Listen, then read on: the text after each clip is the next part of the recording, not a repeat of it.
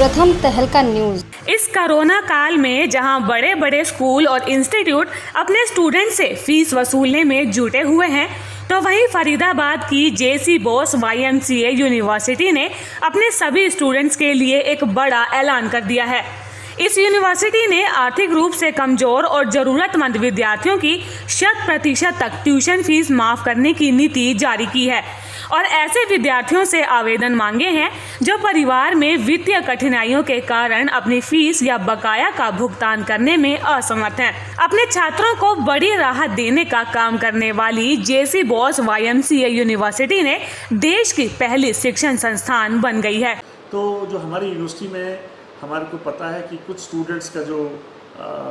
Background है वो दे come from humble background. खासकर उनके पेरेंट्स की स्थिति ऐसी नहीं है कि वो सब कुछ इस कोविड के माहौल में भी कंटिन्यूसली वो पढ़ाई उनकी देखभाल कर पाएँ। और मेरे पर एक प्रेशर ऐसा आया, मैंने जब सोशल मीडिया को देखा, स्टूडेंट्स के मन में एक डिसअपॉइंटमेंट जैसी भावना जो आई, वो सारी चीज़ों को देखते हुए हमें लगा कि क्या हम भी यूनिवर्सिटी की तरफ से कुछ ऐसी पहल कर सकते हैं कि इस समय जब ज़रूरत है कि हम कुछ ऐसे स्टूडेंट्स जो वाकई में गरीब हैं, जो हम्बल बैकग्राउंड से आते हैं इतनी कि they are not able to pay their fees, और उस स्थिति में हो सकता है उनकी पढ़ाई भी बंद हो जाए, तो हमने एक डिसीजन लिया कि हमें एक फ़ी के लिए कोई पॉलिसी लानी चाहिए कि जो यूनिवर्सिटी में जो स्टूडेंट्स हैं उनको कैसे इस फीस से कुछ साल, 2 साल, 3 साल के लिए किस तरह से उनको रिलीफ मिल जाए इस समय, उसके लिए एक पॉलिसी बनाई। नीति के अंतर्गत ऐसे मामलों पर विचार किया जाएगा जिनमें परिवार में कमाने वाले एकमात्र सदस्य का रोजगार या कमाई का जरिया खत्म हो गया हो, या फिर उसे काफी वित्तीय हानि हुई हो, या फिर कमाने वाले एकमात्र सदस्य की मृत्यु हो गई हो। जरूर है इसमें हमारा जो फर्स्ट एंड फॉरमोस्ट जो इम्पोर्टेंट क्राइटेरिया रहा वो यही रहा कि यदि किसी के पेरेंट्स में से, खासकर किसी पेरेंट्स की नौकरी, एक सिंगल पेरेंट था उसकी नौकरी चली गई, प्राइवेट सेक्टर में काम कर रहा था, तो उसको हम उस केस के लिए प्रायोरिटी देंगे। और यदि कोई ऐसे पेरेंट्स हैं जिनकी दुकानदार हैं छोटे और उनकी दुकान नहीं चल रही, उनका काम नहीं चल रहा, उनका बिजनेस बंद हो गया, तो उनको भी उसमें हम प्रायोरिटी देंगे। और हमने एक लेवल बनाया कि जो फीस है टोटल, सपोज 70-80 हज़ार रुपये फीस के करीब फीस होती है यूनिवर्सिटी में इंजीनियरिंग कोर्सेज के लिए, साइंस में कम है, दूसरे कोर्स में कम है, लेकिन उस फीस को हमने 2 हिस्सों में बांटा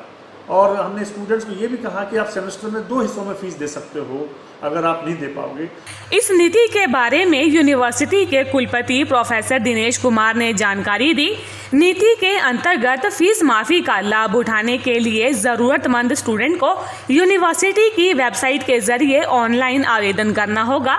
ऐसे सभी आवेदन विभाग के अध्यक्ष अपनी सिफारिश के साथ डीन स्टूडेंट वेलफेयर ऑफिस को भेजेंगे। सारी चीज़ों को ध्यान में रखते हुए कमेटी बनाई है जिसमें DSW होगा, डीन एकेडमिक अफेयर होगा, एक वाइस चांसलर नॉमिनी होगा। वो कमेटी रिकमेंड करेगी चेयरमैन के साथ मिलकर कि किस किस बच्चे की हमें फीस को माफ़ करना है।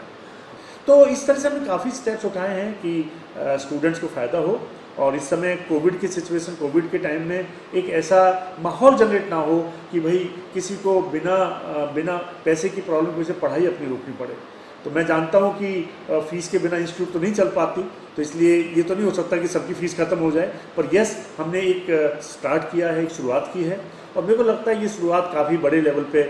बड़ा रूप लेगी ultimately in times to come, और ये हमारे लिए गौरव की बात है। स्टूडेंट को इस तरह की बड़ी राहत देने वाली ये यूनिवर्सिटी देश की पहली शिक्षण संस्थान बनी है। उम्मीद है कि देश के बाकी शिक्षण संस्थान भी इस सब से सबक लेंगे और अपने जरूरतमंद स्टूडेंट्स की इसी तरह से सहायता करेंगे। प्रथम तहलका के लिए फरीदाबाद से सुनील की रिपोर्ट।